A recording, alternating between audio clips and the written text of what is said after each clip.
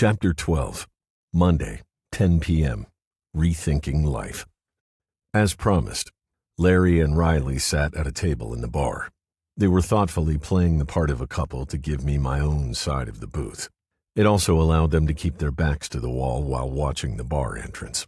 They were the only people in the dining room, besides an elderly couple a few tables away. A waitress, stocky and hard-faced, was at their table. She jotted something down on a pad with a smile that switched off before she walked away. Even though I was several steps away, she gave a start as she almost bumped into me. The anger in her face turned into embarrassment before it registered where I was headed. She sharply looked past me and would have shoulder-bumped me if I hadn't swerved. The old fart at the next table transferred his stare from Larry to me before deciding his plate needed his attention. His wife shot him a nasty glance and showed who was boss by glaring me to my seat. I felt sorry for the old guy and Larry. The old bat needed to give her husband a break for not wanting to draw attention from someone looking like me. I was sure that, in his prime, he, like most of us, had more macho than sense. And poor Larry was ending his day by getting stared down by a guy who easily had 20 years and 50 pounds of fat on him. Then the guy bailed when he saw me. That had to hurt. I handed Larry the sunglasses when I sat down. "Maybe these will help," I said. I should have given them to Riley, since she was the one causing the problem. The swelling around her right eye was a mixed hue of yellow and purple. I looked at the door leading to the lobby. The police had to be on their way. Riley read my mind, shook her head, and informed me they had taken care of things after the desk clerk was clearly concerned. "Anyone calling will be told it's been investigated and was an accident," Riley said in a matter-of-fact voice, and went back to studying the menu. "Vegetarian is a Cobb salad? You've got to be shitting me," she muttered. The waitress returned, set a glass of beer in front of Riley, slapped a bottle down in front of Larry, and looked at me with unveiled disgust. I said, "I'll have your draft." The waitress shook her head and grunted. "Out of draft." Riley grinned as she took a sip and whipped the foam from her draft off her lip with her finger. "I'll have what he's having," I said, nodding at Larry's bud. "Damn straight you will," the waitress said and strode off. "Vending machines are in the hall off the lobby," Riley offered. "And why in the hell would I do that?" Larry asked her. "They come wrapped in plastic, just like you like them," Riley replied. When the waitress returned, I made a point of wiping off the neck of my bottle with a napkin before ordering. Riley ordered the Cobb salad without the ham and egg, and accepted the 3 kinds of smoked cheese the waitress offered as a substitute. I followed Larry's lead and ordered the T-bone steak, very rare, with fries. We sat in silence, Larry and I nursing our bottles, while Riley enjoyed another draft. The elderly couple at the next table got up and went to the cash register instead of waiting for their bill. The old bat was barely out the door before talking into her cell, while looking back at us to make sure she was reporting things right. "Jesus Christ, woman with a black eye, guy with one side of his face fucked up, and a cowboy. How hard is that to remember? Oh yeah, and we're the only fucking people in the place," Larry muttered. Riley smiled at the woman and gave a little wave of thanks. The old bat pursed her lips, glanced at the old man, and made sure Larry and I got the message. Don't make her send in the muscle. The old guy must have been a force around this place in the day. He pulled himself straight and met our eyes. They walked away, lives well lived, values still intact after all those years, something I would never experience. I looked around the restaurant. It was a step up from Larry's usual. When the steaks arrived, they would have walked off if Larry and I hadn't killed them with knives, forks, and ketchup. He grinned. "Man, Larry, per diem has improved," I said around a mouthful of steak. Riley looked over at Larry. "Per diem? Witnesses don't have per diem. What is he talking about?" Larry shrugged and shot me a dirty look. "No, they don't, but we do. And sometimes it has to stretch out for drinks." Riley's eyes narrowed. Even I could see he was lying. Larry's always had a problem with his eyes. He could bullshit for hours in a barroom about how he lied to suspects or vice versa, but friends were a problem. I knew that, in a way, I was a friend with benefits, just not in the way it usually meant, and not that I thought there would be anything wrong with that. It just wasn't the case. but the look that passed between Larry and Riley bothered me. I wanted to know what the hell was going on. Larry and I were friends. Friends with secrets. Riley smiled at me and asked, "How did you meet your wife?" I wanted to think Riley asked the question because we were enjoying a good meal at the end of a long, hard day, and she was trying to make conversation. Still, it took both Larry and me by surprise. Larry stopped cutting his steak, his eyes sending a mixed message of embarrassment and interest. It had simply never occurred to him to ask. I chewed slowly, deciding if we were having a conversation or an interrogation. I told myself Riley was just making conversation. I washed the swallow down with a long sip of industrially bottled beer. The memory was long enough ago to be safely tucked away. Yet I was surprised when it all returned as if no time had passed. It all began the afternoon my business partner, Richard, came into my office. He had put my office under siege by sitting down in one of the leather cushioned seats in what he called my social corner. I stayed behind the ramparts of my desk and refused the challenge to meet him in open combat. He smoothed his slacks and crossed his legs like a woman, keeping his legs together. I couldn't do that and resented it. Richard Lake, as always, looked like what most guys wish we did. Taller than me, he had broad shoulders tapering to a narrow waist, long legs, and a strong chin. As he talked, he brushed back his long dark hair behind his ears and let it drape over his collar. No retro ponytail for Richard. He looked good and knew it. Worse, he was brilliant and knew it. Richard was a social animal with an emphasis on animal. He could lounge in that damn corner like a cat with a smartphone all day. And like a cat, Richard considered it his territory because he occupied it. That, plus the fact that he designed that side of my office, which included a conversation area around a huge coffee table, instead of a usual conference table, a wet bar, a soundproofed bathroom, and of course, a view of Central Park. I thought it was all complete bullshit, and used the area unless Richard forced me to by ushering in clients. If he brought in employees, I stayed behind the walls of my desk. Knowing what he wanted, I ignored him. When I refused to look up, he said, "Come on, man, why do we have to go through this every fucking time?" I said, "Because it's not in my job description. And we're a goddamn cybersecurity company, not fucking Accenture. Does the CIA send people to these things?" He grinned. "Yeah, actually they do, and you know it. No, not the agents, the brass. You know, the guys who sign the checks. They don't sign checks. They're government, remember?" "Ah, you're guessing. How the hell would you know anyway?" I sighed. He could keep it up all day, and often did. My choices were to engage or go home, which I was known to do. The other monitor on the desk, the one I was programming on, was also strategically placed. It faced away from Richard's lounge and connected to a laptop with a closed lid. Also, the screen was not visible at any angle from my windows 20 stories up. I could go down to Starbucks and work on a non-classified project with the laptop, but the bastard would just follow me. Sir Lancelot ran a hand over his long black hair that flowed straight back and over his shoulders as I scratched the bristles on my head, trying to think of a way out. "Paul, what the hell is the problem? You show up, shake a few hands, and try not to look like a guy with a pocket protector with pencils. Then, as always, Cynthia feels sorry for you, and you end up drinking beer with the best-looking woman in the place for the rest of the night while I do, as you call it, my job. You know, the little thing that pays for all of this?" He waved a hand to the rest of the castle, where over 200 foot soldiers labored to protect our clients from the barbarian hordes of hackers. We were the last line of defense for feudal government lords, and even a real king or two of commerce. "Hey, buddy, you know Cynthia hates these things more than you do. If you won't do it for me, do it for your best friend," he said with a smirk. His wife, Cynthia, had been my best friend well before Richard became my partner and her husband. So I went to another black-tie charity and tried to act as if I fit in. In the day, the problem wasn't with my face, since both sides still matched. Nor was I even that socially awkward. Cynthia was a good old girl from old Southern money who grew up taking off jean shorts to go skinny dipping in the afternoon and then putting on a gown for the evening. She taught phys ed and social science at a school for the gifted and talented. Like Richard, hobnobbing with donors came with the job. Unlike Richard and me, She could talk about what she did for a living. Even giving our company name was frowned upon by some clients. For Richard, it wasn't a problem.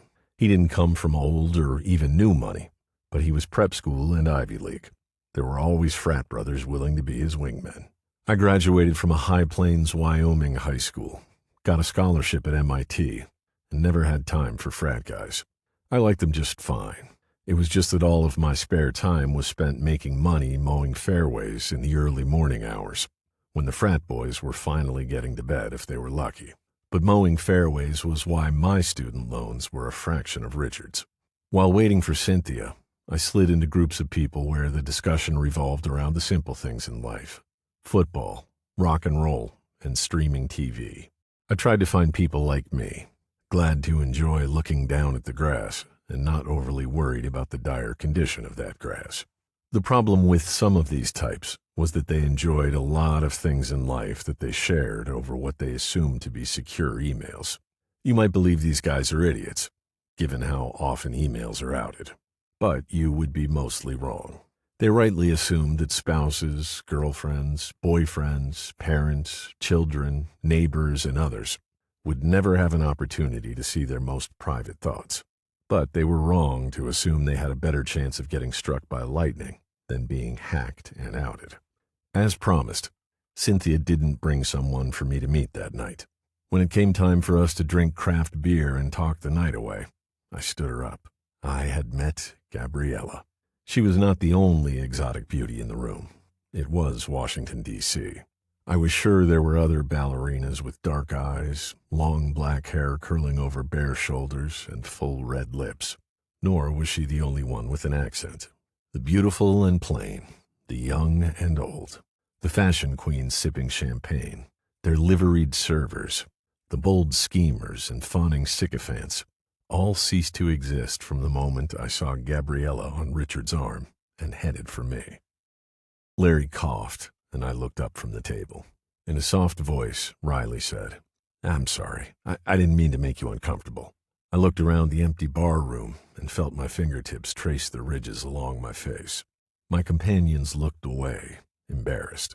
I felt as though I was waking from a dream of the man I might have once been, and I was touched by the embarrassment on the faces of these hardened professionals who made a living protecting the dredge and wreckage of humanity. I forced myself to smile softly with my lips to lessen my sneer. "I'm sorry. I guess I drifted away for a minute." I met Gabriella at a party. Larry gave me a wolfish smile and said, "Brother, that must have been one hell of a party. Shit, Riley, that fucking hurt." "Sorry, I missed," she said. "Missed what? You elbowed me in the fucking nose." "Yeah, I was aiming for the mouth." Across the room, the waitress clapped and gave Riley a thumbs up. Riley chuckled. I forgot about my sneer, and the waitress grinned back at me. My sneer didn't seem to bother her. I looked across the table at Larry, milking his little stinger on the nose for all it was worth. "Actually, Larry, it was a black-tie dinner for something or other," I said. He eyed me suspiciously. Larry knew my history, of course, so it wasn't that he thought I was exaggerating my past, but it didn't fit with the man he knew and the life he understood. He looked so uncomfortable I decided to let him off the hook. "Yeah, I hated the damn things, but my business partner, Richard Lake, and his wife kept dragging me to them. He claimed they were just the cost of doing business in D.C., but he loved them." Riley's eyes twinkled, and I couldn't help but imagine her in an evening gown sipping champagne. She smiled wistfully and glanced over at Larry, holding his cold beer bottle against the tip of his nose. She picked up her draft lager and took a sip before looking back at me. "Okay, you saw her walk across the room, and then what? You crossed the room, right? What line did you use?" "Hello, I'm Paul Harding." She said it in a deep Scottish accent while softly giving Larry the elbow, this time in the side. Riley was back at the table with her partner. Back in his world, Larry grinned at me, and it was at that moment I decided I liked Riley a lot. "I stood her up," I said softly, wondering where the hell that came from. "What do you mean you stood her up? What, you played the 'I'm cool' card?" Riley asked. "And it worked?" "Come on, I've seen pictures of her," Larry said. "No, not Gabriella. Cynthia. Richard's wife. I stood her up. That was our thing. Richard would keep working the floor, and she and I would find a table. Larry snorted and said, "You mean you would find a table and wait for her to feel sorry for you? Hey, I've seen her picture too, brother." Then his face fell as he realized what he had said. Riley's eyes darted between us as I lowered my head. Larry glowered at his beer bottle and growled, "Hey man, I'm sorry. You know me, open mouth, insert foot." He looked at Riley and said, "Richard and his wife died early in the pandemic." Riley reached across the table and put her hand over mine. She left it there as I angrily used my other hand to wipe my eyes. I said, "No, yeah, sometimes I got there first, or she did. But we just find ourselves sitting at a table by ourselves after a while. We had been friends before she met Larry, and we'd talk. That was all. Just talk." There was silence at the table. I should have remembered silence and Marshall's, but I didn't. Instead, embarrassed by the memories of Cynthia flooding in, I said, "One time Richard just got in their car and left early. Maybe things didn't go well with the clients. Who knows? But he left early and they had to kick us out. At some point, Cynthia texted him and he got, in her words, pissy. Hell, I never noticed until she asked me to drive her home." Riley softly said, "Good for her. Guys need that sometimes." I shook my head. "Yeah, I get it. But here's the thing. For some reason, I don't think that was it, or at least not all of it. We were just good friends. And at those tables, well, that was our time, not his or anyone else's." Riley patted my hand and leaned back. "Paul, I'm sure Cynthia understood that night," she murmured. "Sure. It's just that after Gabriella, we never talked like that again. I'm not sure what got into me. Believe me, we were just two people who enjoyed talking to each other." And I stood her up. My best friend. Maybe the best friend I ever had. Fuck me. What an asshole. "And how long was it until you got married?" she asked. "A month," I replied, after a bit of thought. "And when was that?" "A couple of years before Nikki killed her." It didn't kill the conversation. Riley's phone did. She looked at it, said it was the boss, and left. She couldn't hide the relief in her face that I knew didn't usually accompany a call from the boss. On her way out, she stopped by the waitress, showed her a badge, and quickly said something. The waitress smiled apologetically at us and refreshed our beer. Larry and I didn't speak until we drank down the foam on our lagers. "Look, brother, we never talked about any of that. Maybe we should have. I knew how long you were married before, and I found out about your business partner and his wife later. I should have said something. It's just that you never brought it up, you know?" I nodded and said, "Don't sweat it. What were you supposed to say? Hey, sorry you lost your friends, which, by the way, you were never going to see again anyway?" "Exactly. And it's all about getting folks to move on, not go back," Larry said. "Hey, you took good care of me. Still are. Here's to moving forward," I said, and held out my glass. "Are you moving forward, Paul?" "As long as I can." "Which is?" "No fucking idea." He looked around the still empty room and lowered his voice. "That was some nasty shit today, brother. I don't think Gabriella would want you to keep going through this, man." I shrugged. We'd been through this before. Before I couldn't sleep. Before Gabriella started visiting me.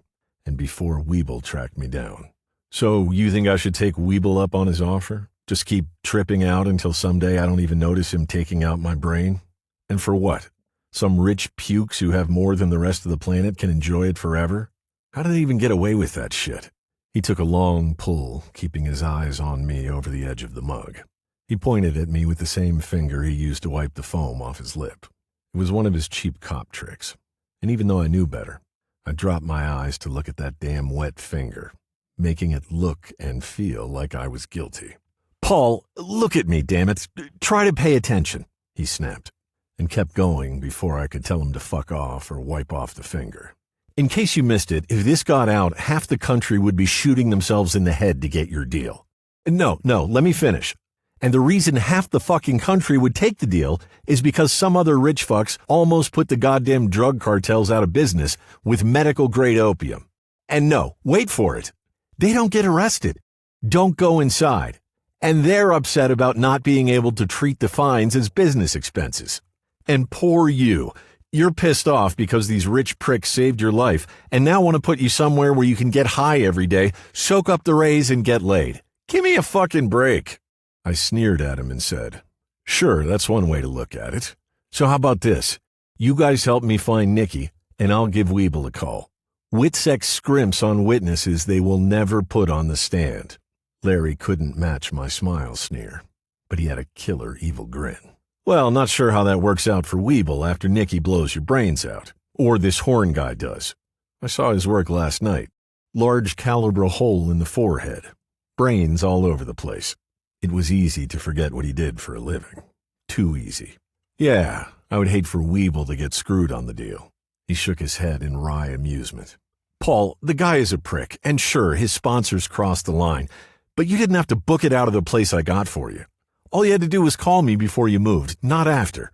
We don't care much for people spying on our witnesses. Back on safer ground, I lost the sneer and nodded. Hey, I know that, but come on. How do you keep track of people in a subdivision? Especially these days when no one goes into an office. And homes go up for sale every goddamn day, I said. Oh, and they couldn't do it in the hood? No. Why the fuck not? You know why not, Larry. The folks there don't get to move out. Their homes don't appreciate. Nobody gets transferred. And even the brightest kids who get scholarships probably won't live long enough to use it. Of course, 1 in a million knows how to play ball. So no, I wasn't being watched. Monitored, maybe. Watched, no. He cocked his head and eyed me. Trust me, brother, you find Nikki and it will be all over. The guy is ex-special ops. I shrugged. Larry, there are worse ways to go. Don't count on it. And besides, you don't know anything for sure. Have you gone to a doctor? Larry, thanks, but I think you know how this ends. One way or another. What's the point? Because I don't want Riley taking a bullet. Too long and too hard of a day, plus too much beer, made him blurt it out. And the instant he did, he regretted it. We both did. Riley was the hole in my plan. His eyes narrowed, and he set his mug down so carelessly it sloshed. Both of us flinched. Larry, I'm sorry. You're right, I said, unsure what to do. Riley saved my life, which put her life at risk. And my answer? Avoid all mirrors until I figured it all out. When Riley walked back into the room, something was off. She clutched her mobile so tight her knuckles were white. Larry and I concentrated on our beer. We looked up, our faces politely surprised when she reached the table. Riley sat and said, Denver. Rolling her eyes, she carefully placed her phone on the table the way I did, when I wanted to find something else to throw across the room. I shrugged. It was either Denver or Dallas. Years before, my company had helped secure the systems that supported what the marshals joked was the Bermuda Triangle for witnesses. St. Louis, Denver, and Dallas. The idea had been simple. Consolidate 3 metropolitan areas where living costs for the help, the marshals, and the witness were reasonable. At first, the plan was to set up the triangle in the southeast part of the country. Then the analysts pointed out that a fair share of the witnesses came from the southeast, which was how they got spread out in little towns in the first place. We can't get into the house until tomorrow night. We're supposed to take our time getting to Denver. They don't want us hanging around the city, so we go straight to the house. Jesus, should I be worried? I asked. She frowned. No, this is how they like it done, especially with our little video out there. Where in Denver? Larry asked. Riley snarled. Said they'll tell me in the morning. They only pointed out that this is unplanned and high risk like 50 fucking times. Her eyes drifted away, and I knew there was something more that bothered her. She shrugged to herself, brushed back a lock of hair that escaped her ponytail with her little finger, and sighed.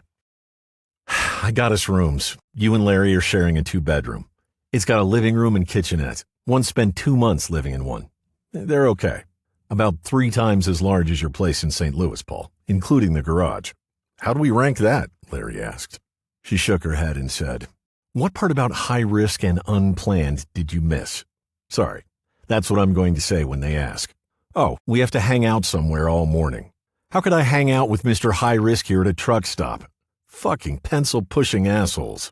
She looked back and forth at Larry and me, daring us to defend the pencil-pushing assholes. Keeping her eyes locked inches from Larry's, she took his glass, drained it, and left without another word. Larry paused at the door next to our suite, saw me watching, and kept walking. We fished beers out of the kitchenette bar and wandered to the balcony to enjoy the night air. He looked at me in alarm when it hit him that we were 4 stories above a concrete patio. I shrugged and shook my head. Still, he studied me carefully before turning away to take a long swallow. Finally, he said, "I would really appreciate it if you'd wait until I'm not around if you decide to pack it in again. You owe me that much, brother." I surprised both of us by patting him on the shoulder. Embarrassed, we started on fresh bottles and resumed quietly enjoying the cool night air. His voice was so low that I could barely hear him when he spoke. "I didn't have a choice. I had to tell Riley where you were." I nodded. "No, I'm glad you came. This trip has done me a lot of good. Well, after I tried to end it by getting out before you bothered to stop. What part of 'I have to take a leak' did you miss? Did you catch shit for knowing where I was at?" He rolled his eyes and grunted a laugh. Fuck you too. Yeah, I caught a little shit, not much. I reminded them that we were standing over a body I wasn't responsible for protecting, and that I still had a perfect record. Fuck 'em. I'm retired and a contractor, but I never said anything about Weevil. He sighed, took another long swallow, and said, "Look, Paul, you need to give up this shit about Nikki. You have no idea how often I've watched things go to shit because guys were settling accounts. And both of us know you can't even be sure it was Nikki. Do yourself a solid and move on, please." I finished my beer, got us both another, and told him I'd think about it. For a long time, we sipped our beer and looked out over the prairie. It felt good. Better than good. It felt natural. When we turned off the highway, we passed a bar called Two Bells. Isn't that the place with the bartender and barmaid? Larry frowned, shushed me with his hand, looked over his shoulder, leaned out on the balcony, and looked toward Riley's room. Time marched on, I thought, watching as it quietly snuck back. Larry grinned and whispered, "Good times, brother. Yeah, I'd love to go back there and see if those two are still there. Bet they are." I shook my head. "Yeah, probably, since they own the fucking place. Think your handcuffs are still up on that wall?" He nodded.